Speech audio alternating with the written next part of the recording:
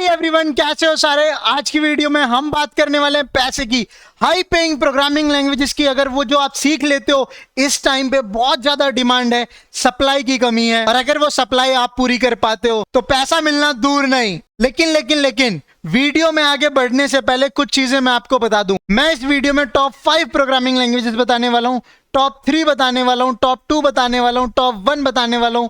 ऐसा नहीं बोलने वाला हूं, क्योंकि ये वेरी करता है person to person, country to country, किस जगह कहां ज्यादा आपको अपॉर्चुनिटीज मिल रही हैं। सो जरूरी नहीं है, बहुत सारी यूट्यूब पर वीडियोस पड़ी हैं, top 5, top 3, top 2, top 1 already.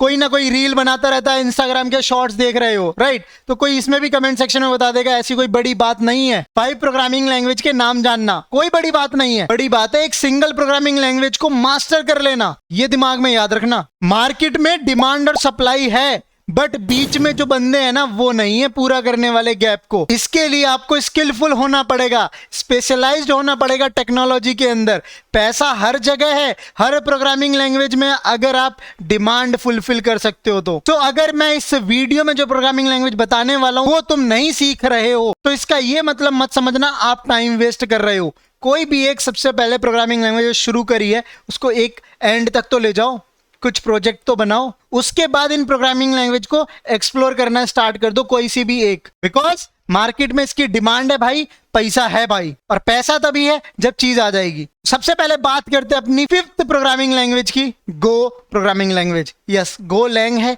ये गूगल ने बनाई है। पहले ये 2014-15 से पहले इतनी फेमस नहीं थी, अब ये बहुत ज्यादा फेमस हो रही है। क्यों? क्योंकि इस प्रोग्रामिंग लैंग्वेज को यूज किया जाता है बैकएंड में, सर्वर की एपीआईज बनाने में। आज के टाइम अगर इंडिया की बात करें तो बहुत ज्यादा पॉपुलैरिटी ये गेन कर रही है due to its simplicity and efficiency in building scalable and concurrent systems. Yes, बहुत ज्यादा स्टार्टअप्स में ये आज के टाइम यूज हो रही है। जैसा कि मैंने बताया, companies looking to develop backend services, backend services हो गई या एपीआईज को जो बनाते हैं, वहां पर गो लैंग्वेज यूज हो रही है। ये बहुत ही इजी है लर्न करना। एक तो इसकी डॉक्यूमेंटेशन अवेलेबल है, जिस चीज की आपको डॉक्यूमेंटेशन मिल जाए, ट्यूटोरियल मिल जाए, वो तो इजी हो ही जाएगी ना। और दूसरा, इसको गूगल ने बनाया तो गूगल का बैकअप सपोर्ट है, और गूगल को कौन नहीं जानता। तो रियल लाइफ मार्केट की बात करें, बैकएंड इंजीनियर्स बहुत ज्यादा यूज कर रहे हैं, बहुत ज्यादा ग्रो कर रही है ये बैकएंड में। तो ट्राई करो, अगर बैकएंड में कोई प्रोग्रामिंग लैंग्वेज सीखना चाहते हो सिर्फ बैकएंड के लिए, तो गो की तरफ आप जा सकते हो। Let's go. ना बात करते हैं अपनी 4th प्रोग्रामिंग लैंग्वेज की लिस्ट के अंदर, जिसका नाम है C++, no one and only, सबसे ओल्ड प्रोग्रामिंग लैंग्वेज, सबसे ज्यादा मैच्योर प्रोग्रामिंग लैंग्वेज। तो C++ ने थोड़ा सा पॉपुलैरिटी अपनी लूज की है, बट इसका ये मतलब नहीं है ये मैच्योर नहीं है।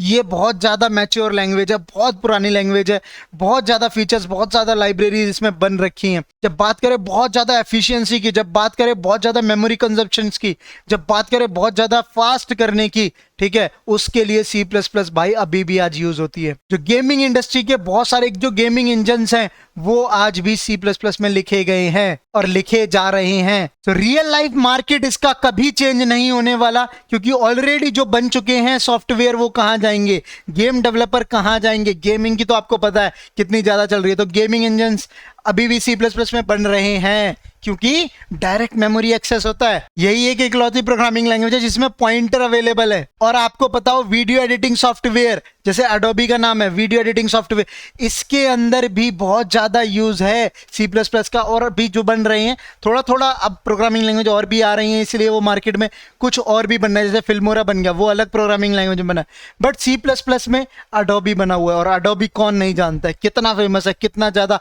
अपना जाना जाता है वीडियो एडिटिंग के लिए। इतना हैवी जो कंप्यूटेशन पावर होती है ना, वो C++ से बहुत ज्यादा आसान हो जाती है। सो C++ का मार्केट कहीं नहीं जा रहा। जब ऑन कैंपस प्लेसमेंट की बात करते हो, अगर आपको C++ आती है, प्लस में अगर आपको डेटा स्ट्रक्चर एंड एल्गोरिथम आते हैं, तो आपकी प्लेसमेंट में पूछी जा रही है। अगर कोई एग्जाम देने जा रहे हो गेट का, वहां पर भी ये आ ही रही है।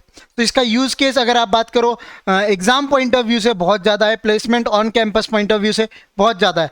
बट वहीं बात करें ऑफ कैंपस प्लेसमेंट से, तो मुझे थोड़ा सा कम लगता है, क्योंकि इसमें ज्यादा आप डेवलपमेंट नहीं कर पाओगे, ज्यादा आपको कम्युनिटी सपोर्ट नहीं है डेवलपमेंट के अंदर। ज्यादा कम्युनिटी सपोर्ट कहां पर है आपको? C++ का DSA के अंदर दिख जाएगा, CP के अंदर दिख जाएगा, यहां पर कम्युनिटी ज्यादा ग्रो रही है। तो मटेरियल कहां से मिल रहा है, कम्युनिटी कहां से आपको मिल रही है, किस प्रोग्रामिंग लैंग्वेज की कितनी कम्युनिटीज चीज एक्टिव है, स्ट्रांग है, इसको ध्यान में रखते हुए कोई भी प्रोग्रामिंग लैंग्वेज सीखा करो। नाउ अब बात करते हैं नो वन एंड ओनली जावा के बारे में। ये हमारी थर्ड प्रोग्रामिंग लैंग्वेज, और इसके बारे में कौन नहीं जानता।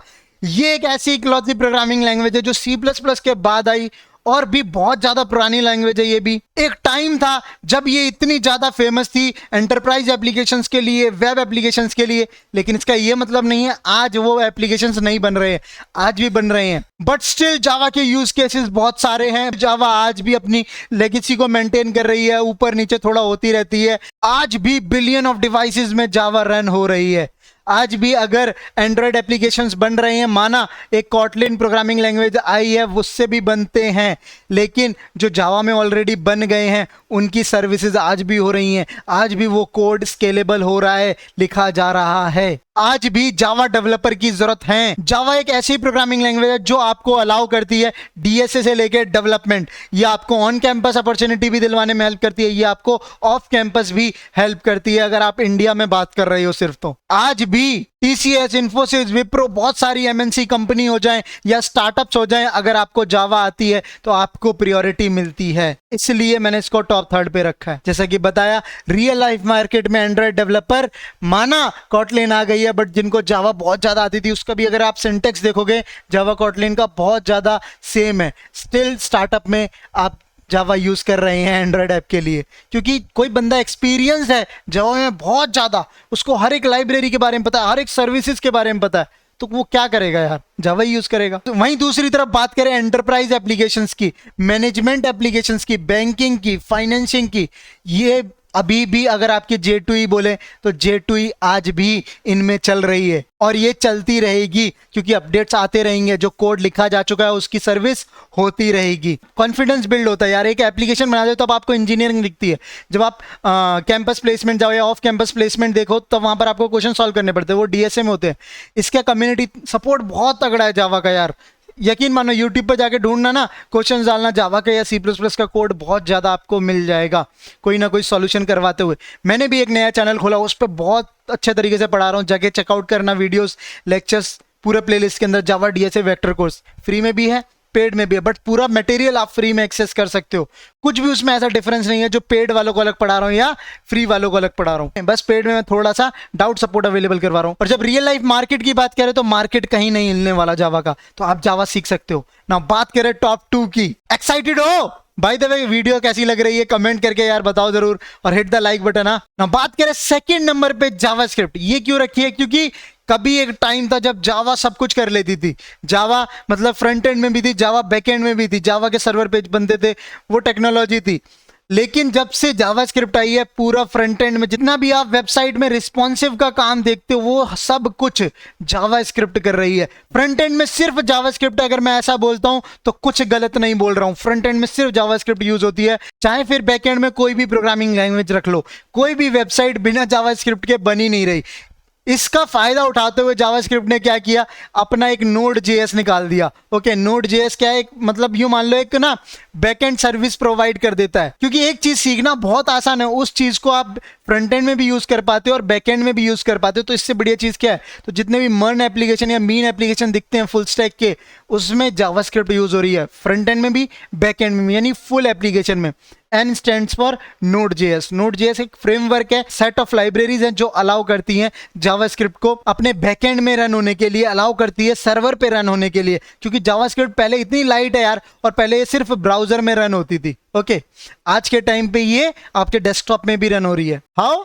Just because of Node.js। इसलिए धीरे धीरे पॉपुलैरिटी गेन कर रही है, और बहुत ज्यादा पहले PHP यूज होती थी, आज के टाइम PHP ना के बराबर यूज हो रही है अगर जावास्क्रिप्ट के कंपैरिजन में आप बात करते हो तो। सो कोई भी प्रोग्रामिंग लैंग्वेज सीखते हो आपको जावास्क्रिप्ट आज के टाइम यूज करनी पड़ेगी, सीखनी पड़ेगी ही पड़ेगी। तो ये मैंने इसलिए टॉप 2 पे रखी है। लेकिन वहीं अगर बात करें टॉप फर्स्ट प्रोग्रामिंग लैंग्वेज की, जहां डेटा साइंस का ज्यादा काम हो रहा है, जहां AI का ज्यादा काम हो रहा है, जहां मशीन लर्निंग का ज्यादा काम हो रहा है, अभी आपने नाम सुना जैसे ChatGPT, है ना, ऐसे बहुत सारे नाम आप सुनोगे। मैंने मतलब जब मैंने रिसर्च करी मशीन लर्निंग की, तब मैंने पाइथन प्रोग्रामिंग लैंग्वेज सीखी थी, और मुझे कोई रिग्रेट नहीं हुआ। बहुत ज़्यादा इजी है याद करना, लेकिन इसका ये मतलब नहीं है, अगर मैं एज अ बिगिनर बात करूं, मेरे को बहुत आसान लगा क्योंकि मेरा बैकएंड जो था पहले से बेस जो बनना था, फाउंडेशन C++ की थी, क्लास 11-12 की, फिर जावा की थी, मैंने जावा सीखी थी कॉलेज के अंदर इंस्टीट्यूट में। तो इसलिए मेरा बेस बहुत तगड़ा था, इसलिए मेरे को पाइथन अच्छा लगा। लेकिन अभी मैंने देखा पाइथन 11 12 से सिखाई जा रही है, वो लेवल का नहीं है बट हाँ काफ़ी चीज़ें इसमें सिखाई जा रही हैं। और ये सिर्फ AI मशीन लर्निंग इनके लिए यूज़ नहीं हो रही, ये डेवलपमेंट में, वेब डेवलपमेंट इसके बन रहे हैं। कैसे बन रहे हैं? इसमें एक जांगो फ्रेमवर्क होता है, वो जांगो फ्रेमवर्क को यूज़ करके आप वेबसाइट बना सकते हो। वेबसाइट में बैकएंड में ज़्यादा यूज़ होती है। तो जितने भी आज के टाइम स्टार्टअप खुल रहे हैं, जितने भी जिनको अपने कस्टमर के डेटा पे कुछ एनालिसिस करना पड़ता है, तो वही बंदा एक काम आ जाता है उनका जिसने बैकएंड बनाया होता है ना, क्योंकि उसको पाइथन तो आती है। और ज़्यादातर ये जो काम है डेटा साइंस के, आर्टिफिशियल इंटेलिजेंस के, डेटा एनालिटिक्स के, वेब डेवलपमेंट के, वो पाइथन में ही हो रहे हैं। तो उनको एक सपोर्ट मिल जाता है। जब आप स्टार्टअप में बात करें, स्टार्टअप में बहुत कम लोग होते हैं काम करने वाले, तो वो चाहते हैं ज़्यादा से ज़्यादा काम करवाया जाए कम लोगों से, है ना। सो पाइथन का मार्केट बहुत प्यारा है, बट पाइथन ज्यादा से ज्यादा लीड कर रही है अपनी ई कॉमर्स साइट्स में। वहीं डेटा एनालिटिक्स का जहां काम है, जहां आपको डेटा प्रेडिक्ट करना है क्या सेल्स हो सकती हैं आने वाले कुछ महीनों में, क्या नहीं हो सकती है, क्या ड्रॉप जा रहा है क्या नहीं, तो डेटा पे जितना ऑपरेशंस का काम है, एनालिसिस का काम है, एनालिटिक्स का काम है, वो मार्केट ज़्यादा लीड कर रही है, मेरे को ऐसा लगता है, as compare to web development. क्योंकि वेब डेवलपमेंट में जावा है, जावा स्क्रिप्ट है। तो मेरी इस चीज़ को ध्यान में रखना। अगर आपको रिकमेंड करूँगा हमेशा, अगर data science analytics, recommendation engines, क्योंकि क्या एनालाइज करना है, कोई कमेंट्स आ गए, सेंटीमेंट एनालिसिस, ये सारी चीज़ें आप पाइथन में बहुत इजी कर पाओगे। बहुत ज़्यादा लाइब्रेरीज, मतलब पाइथन को स्टार्टिंग में बनाया ही इसलिए गया था डेटा एनालिटिक्स के लिए, मशीन लर्निंग के लिए, AI के लिए, इसलिए पाइथन का ज़्यादा यूज़ दिखेगा एज कम्पेयर टू जावा या C++। बात करोगे वो तो सुनोगे भी नहीं उनका नाम। तो ये हाई पेइंग प्रोग्रामिंग लैंग्वेज रहेंगी आज के टाइम। जब आप ये वीडियो देख रहे हो, आज से 1.5 2 साल 3 साल तक तो यही मार्केट रहने वाला है। सो अगर इनमें से कोई भी एक प्रोग्रामिंग लैंग्वेज सीखना शुरू करिए, उसको एंड तक सीखो। ऐसा नहीं है ये प्रोग्रामिंग लैंग्वेज की रील हर जगह दिख जाएगी, शॉर्ट्स दिख जाएंगे। नाम जानना काफ़ी नहीं होता, उस प्रोग्रामिंग लैंग्वेज को मास्टर करने के लिए कम से कम आपको 5-6 महीने डेडिकेटेड देने पड़ेंगे। आपको कुछ प्रोजेक्ट्स बनाने पड़ेंगे, कुछ चीज़ें सीखनी पड़ेंगी, बहुत सारी चीज़ें बहुत सारी यूट्यूब पर अवेलेबल है और बहुत सारे पेड कोर्स अवेलेबल हैं। आपको पता है आपको पैसा कहाँ इन्वेस्ट करना है, आपको पता है आपका टाइम कहाँ इन्वेस्ट करना है। ज़रूरी नहीं है यूट्यूब पर हर किसी का ट्यूटोरियल देखने लग जाओ, क्योंकि टाइम सबसे ज़्यादा इंपॉर्टेंट है, याद रखना। तो किसी का भी आप ट्यूटोरियल फॉलो करो, लेकिन उससे पहले, फॉलो करने से पहले ये देख लो इस बंदे ने क्या क्वालिटी ऑफ ट्यूटोरियल डाला है, क्या चीज़ें नहीं डाली हैं, क्या डाली हैं क्या नहीं।